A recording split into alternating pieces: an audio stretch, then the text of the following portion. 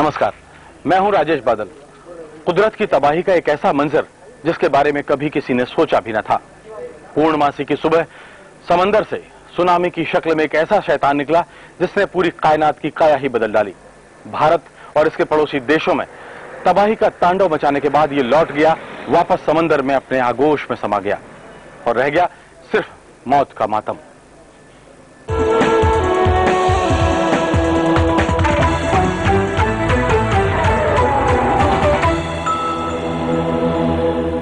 भारत के पूर्वी तट पर 26 दिसंबर की सुबह जैसे मौत का पैगाम लेकर आई। सुमात्रा से खतरनाक लहर सुनामी का जो सफर शुरू हुआ वो मलेशिया, थाईलैंड, श्रीलंका और मालदीव होते हुए भारत आ पहुंचा और उसने तबाही का जो तांडव किया उसने पल भर में सब कुछ साफ कर दिया।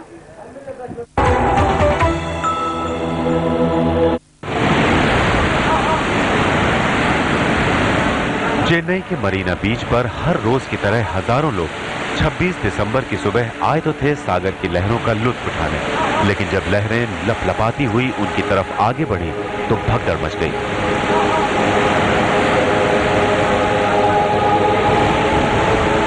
जो लोग खुशकिस्मत थे वो तो बच गए, लेकिन लहरों के सैलाब में जो आ गए वो हमेशा के लिए अपनों से जुदा हो गए।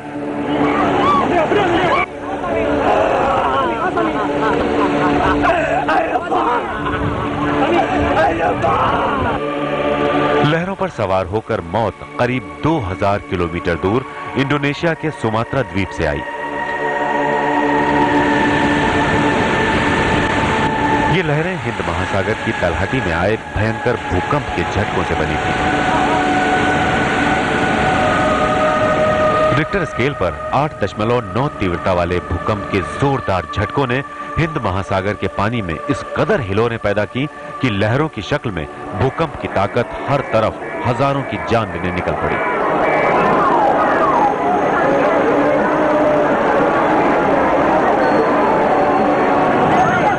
करीब 30-40 फुट ऊंची लहरों का हमला सबसे पहले इंडोनेशिया के बाद थाईलैंड ने झेला। समुद्र का पानी 750 से 800 किलोमीटर प्रति घंटा की तेज रफ्तार के साथ शहर में घुस गया और पल भर में ही तटीय इलाकों में सब कुछ पानी के आगे बेबस नजर आया।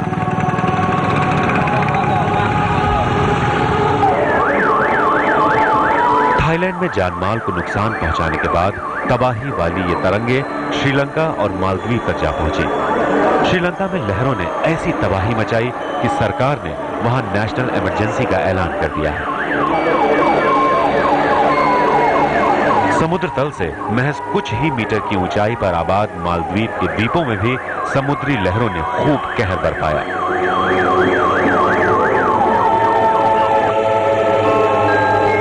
भारत के पूर्वी तट पर भी समुद्री लहरों के तांडव ने प्रलय के मिथक को काफी हद तक हकीकत में बदल दिया।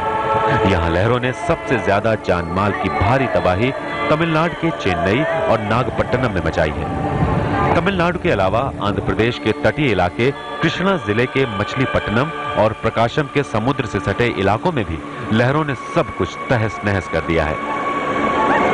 समुद्री तूफान की मार केरल के कन्याकुमारी, अलपुजा, कोच्चि, चेल्लानम और अझिकेल के तटीय इलाके पर भी पड़ी है। टूरिस्टों की पसंदीदा जगह अंडमान निकोबार में चारों तरफ तबाही पसरी है। यहाँ जान माल के नुकसान के अलावा वायुसेना का एक स्टेशन भी तबाह हो गया है। आज तक ब्यूरो। दक्षिण भारत के समुद्री तटों पर तबाही मचाने के बाद सुनामी का नाम पहली बार सुर्खियों में आया। भारत में भले ही ये नाम अजनबी सा लगता हो, लेकिन जापान और दूसरे समुद्री देशों में इसका खौफ नया नहीं है। आखिर ये सुनामी है क्या भला? आइए जानते हैं।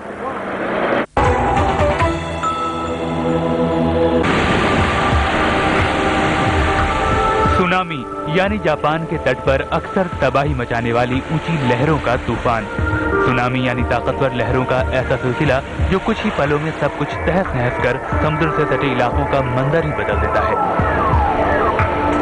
समुद्र में लहरें तो हमेशा उठती रहती हैं और चांद के गुरुत्वाकर्षण से ज्वार भाटा भी आता है, लेकिन सुनामी के दौरान समुद्र का पानी उफान मारता है और ये 40 मीटर तक ऊंची लहरों में तब्दील होकर तट की ओर लपकने लगता है। 800 किलोमीटर प्रति घंटे की रफ्तार से आगे बढ़ती ये लहरें समुद्र तट पर जाकर सब कुछ तहस नहस कर देती हैं। लहरों के सैलाब की ताकत और इसकी चोट इतनी जबरदस्त होती है कि कंक्रीट के बने मकान भी एक ही थपेड़े में मलबे में तब्दील हो जाते हैं। और ये लहरें जब कमजोर होकर वापस समुद्र में लौटती हैं तो अपने साथ सब कुछ बहा कर ले जाती हैं।